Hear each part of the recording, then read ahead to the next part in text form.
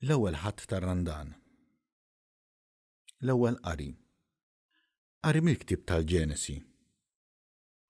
Alla kellem lil Noe u lil uliedu miegħu u qalilhom: Arawni, hawn jien se nagħmel il-patt tiegħi magħkom u ma nisilkom warajkom, ma' kull ħlieqa ħajja li hemm magħkom, mat-tjur u mal-bejjem, ma' kull bima selvaġġa li hemm magħkom u mal-bejjem kollha li ħarġu magħkom mill-arka.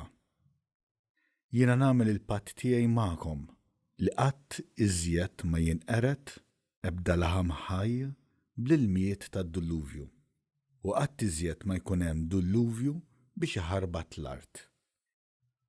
U żied jgħid Alla: dan ikun is-sinjal tal-patt li jien qiegħed nagħmel bejni u bejnkom u bejn kull ħlieqa ħajja li hemm magħkom għall-ġenerazzjonijiet kollha għal dejjem.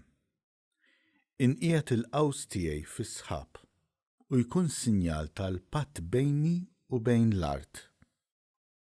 Meta niġma' is-sħab fuq l-art u tfeċċ il-qawsalla fis-sħab, jien niftakar fil-patt bejni u bejnkom u bejn kull ruħ ħajja f'kull laħam u ma jkunx hemm iżjed ilma tad-dilluvju biex jeqret kull laħam ħaj. Il-kelma tal-mulej.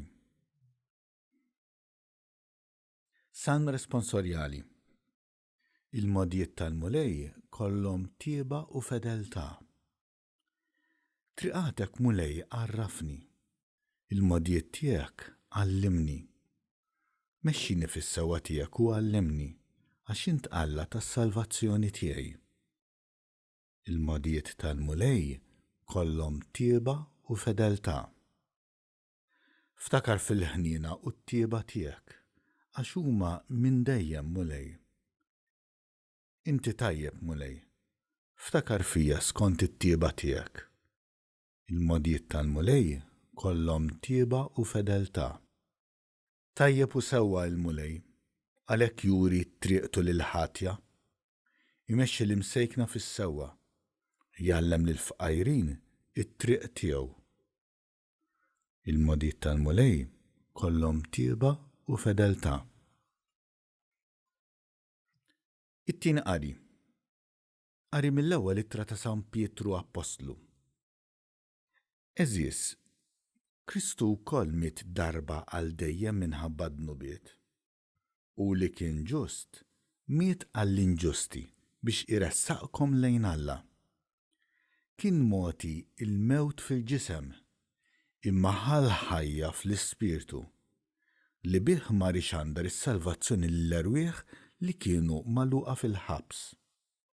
Dawn kienu l-erwieħ ta' dawk li darba ma ridux jisimgħu meta Alla qatt jistenna bis-sabar fi żmien li Noe kien jibni l-arka.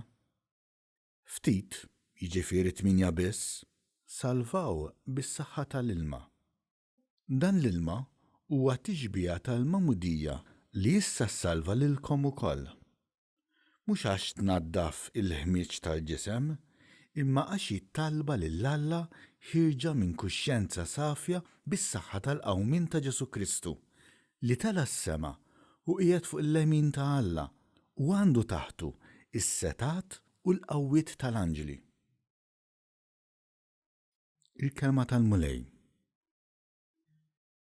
L-Evanġelju. Qari mill-Evanġelju skont San Mark. F'dak iż-żmien l-Ispirtu ħareġ lil Ġesu fid-deżert u baqa' fid-deżert 40 jum jiġġarrab mix-xitan. Kien jgħix mal-bejjem selvaġġi u kienu jaqduh l-anġli.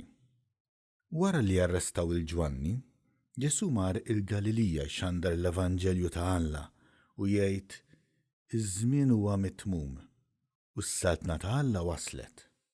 Indmu u emmnu fl-Evanġelju.